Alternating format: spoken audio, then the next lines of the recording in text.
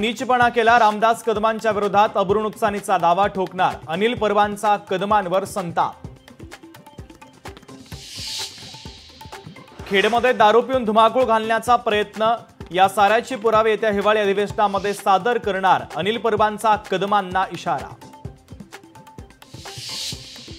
1993 ला रामदास कदमांच्या पत्नीनं जाळून घेतलं की जाळलं याची गृहराज्यमंत्री योगेश कदम यांनी चौकशी करावी आणि या प्रकरणी नार्को टेस्टही व्हावी, अनिल परबांची पत्रकार परिषदेत मागणी। स्टोवची आग साडीला लागल्यानं भडका, माझ्या पत्नीविरोधात परबांचे आरोप धादांत खोटे, माझी पत्नीच परबांच्या विरोधात अब्रू नुकसानीचा दावा ठोकणार, रामदास कदमांचा परबांवर पलटवार।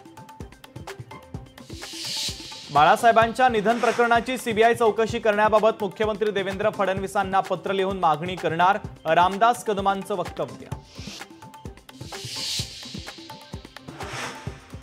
मी गद्दारांना उत्तर देत नाही, ठाकरेंचा पलटवार, पत्रकारांच्या रामदास कदमांच्या प्रश्नासंदर्भात उद्धव ठाकरेंनी दिलं उत्तर।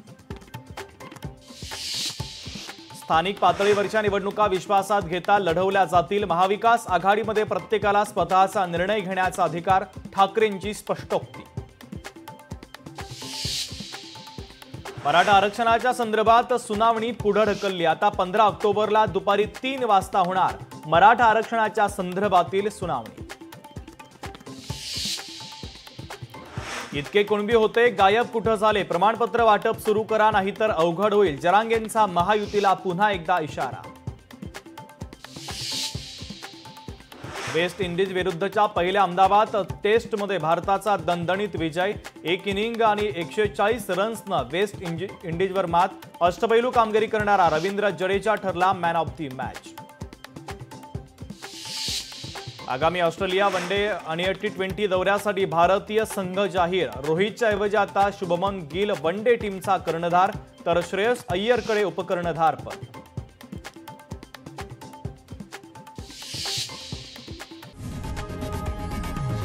लोकशाही मराठी ऐका, पहा, जागरूक रहा।